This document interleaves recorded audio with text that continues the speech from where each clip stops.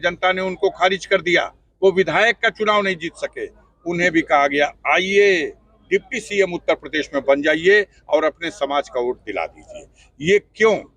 ये सिर्फ इसलिए कि जो पीडीए का फार्मूला दिया है माननीय अखिलेश यादव ने, समाज के अंतिम व्यक्ति को भी जोड़ा जाए, और यही समाजवाद की असली परिभाषा है।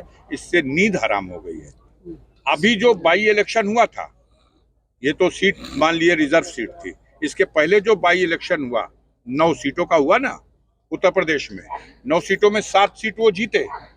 लेकिन पलट के कभी पत्रकार बंधुओं ने नहीं पूछा कि योगी जी, मोदी जी, अगर आपको यही समर्पण करना है कि सारी की सारी सीटें पीडीए के लोगों को ही टिकट दे दीजिएगा, तो दे दीजिए, हटिए उस गद्दी पर से भी, दिल्ली वाली से भी और प्रदेश वाली से भी, सौंपिए पिछड़े लोगों को, जिनकी संख्या है, जिनके अधिकार लूटे गए हैं, जो सक्षम है, दीजिए, बैठाइए उस पर केशव मौर्य को, बैठाइए उस पर संजय निषाद को, बैठाइए उस कुर्सी पे ओम प्रकाश राजभर को, दारा सिंह चौहान को, बैठाइए अनुप्रिया पटेल को।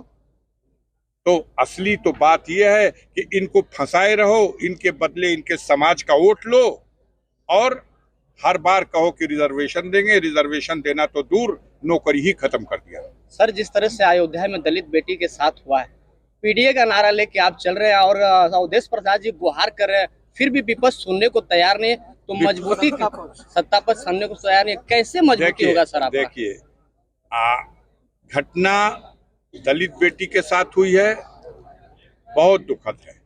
किसी भी बेटी के साथ, इस राज में जो कहते हैं कि कानून का राज है, सबसे ज्यादा बेटियों की आबरू लूटने की घटनाएं हुई हैं।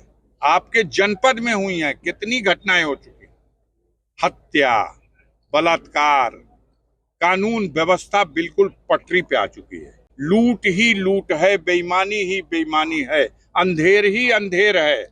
और उसके बाद भी हमारे मीडिया के लोग यही चलाएंगे कि कानून का राज है। तो चलाइए कानून का राज, जनता समय आने पर उसका फैसला करेगी। सांसद जी, मिल्कीपुर और दिल्ली का जो नतीजे आए हैं, उसको क्या लगता है, कहीं ना कहीं इंडिया गठबंधन की क्या कमी रही है? देखिए, बड़ा साफ जाहिर हो चुका है। राष्ट्रीय नेतृत्व के लोगों ने बयान दे दिया। माननीय राहुल गांधी का बयान आ चुका है, आप देख लीजिए, और भी पार्टियों का। जो एक फार्मूला दिया था योगी आदित्यनाथ, उत्तर प्रदेश के मुख्यमंत्री माननीय योगी आदित्यनाथ ने, तो वो दूसरे परिवेश में दिया था। लेकिन उस नारे को अगर विपक्षी दल के बड़े नेता चरितार्थ कर ले तो उससे भला होगा। उन्होंने कहा था बटोगे तो कटोगे। हम कटोगे की बात, गंदी बात नहीं कर सकते, लेकिन बटोगे तो पिटोगे, ये तो है। अगर मिल के चुनाव लड़े होते हरियाणा में तो आज कांग्रेस की सरकार होती। अगर मिल के चुनाव लड़े होते दिल्ली में तो आज दिल्ली में केजरीवाल की सरकार होती।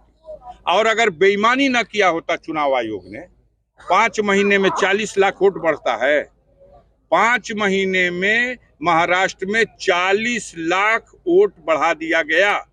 पूरे महाराष्ट्र की जनगणना में जितनी आबादी है उससे ज्यादा मतदाता हो गए। इस सवाल का कोई जवाब है? कोई जवाब नहीं। फर्जी वोटर लिस्ट में फर्जी नाम डाले जा रहे हैं। मतदाताओं को मतदान केंद्रों पर जाने से रोका जा रहा। सरकारी अधिकारी कर्मचारी जो शांति व्यवस्था और निष्पक्ष चुनाव कराने की ड्यूटी करना चाहिए, यह लोग खुदे पार्टी के कार्यकर्ता बनकर के चुनाव में पक्षपात कर रहे हैं। ऐसी स्थिति में इक्का दुक्का सीटों पर ऐसा रिजल्ट आएगा, लेकिन इससे हम सबक लेंगे और आने वाले दिनों में 2027 की उस बड़ी चुनौती को इनको एहसास करा देंगे। इनकी अपनी आइडियोलॉजी टोटल देश ने विफल कर दी है। हमसे जुड़े रहने के लिए हमारे YouTube चैनल को सब्सक्राइब करें और नई वीडियो की नोटिफिकेशन के लिए बेल आइकॉन को दबाएं। अगर आप ये वीडियो Facebook पर देख रहे हैं तो लाइक जरूर करें और ज्यादा से ज्यादा शेयर करें। धन्यवाद।